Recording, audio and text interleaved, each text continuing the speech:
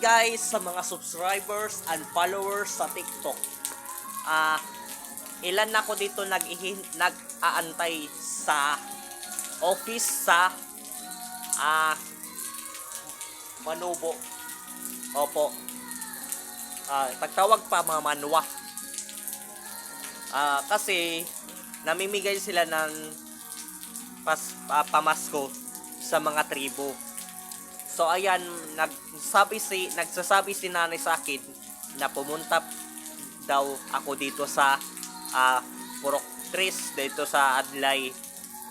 Kasi namibigay to sila. So nandito na ako sa Purok Tris. So ayan ang dito sa tribo. Yan ang gate sa tribo, yan guys. Yan ang dito sila mag-aantay ang mga tribo. So, kami mga Bisaya ay umupo na lang kami dito sa kilid-kilid kasi hindi po kami tribo, guys. Pasensya na po, hindi po kami tribo. Kasi habang naghihintay kami, guys, wala naman hindi naman kami pinansin. Yeah, guys, hindi kami pinansin, guys. So, paano na yan, guys?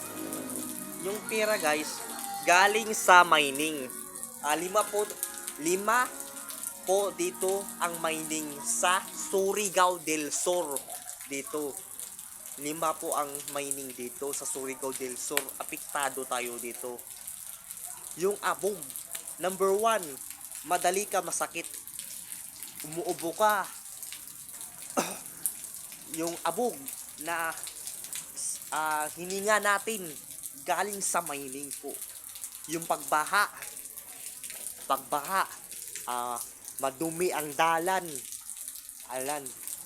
abog, ayan, galing sa mining. Kaya hindi lang ang tribo ang bibigyan, pati naman ang Bisaya o Filipino pan tayo, kasi apektado tayo dito. Kahit kunti lang, at least nakabigay kayo. Sayang naman yung mga tribo, yung mga Bisaya, kawawa. Nasakit po sila dahil sa abog na nakaraw-karaw sa taas.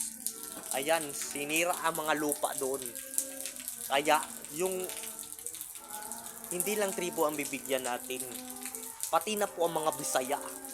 Oo, kawawa na mga Bisaya, nag-aantay kami.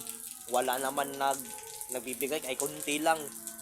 Oo, yung mga tribo, na grabe, allowance. Oo, mga Bisaya lang na ako, nakaantay lang tayo. Yung isa, yan, nandito ang isa, nakapadyong po siya, naghihintay. Bisaya po siya, ayun, yun, nakapadyong. Dalawa na lang kami natira dito. Ayan. So yun yan, guys, salamat.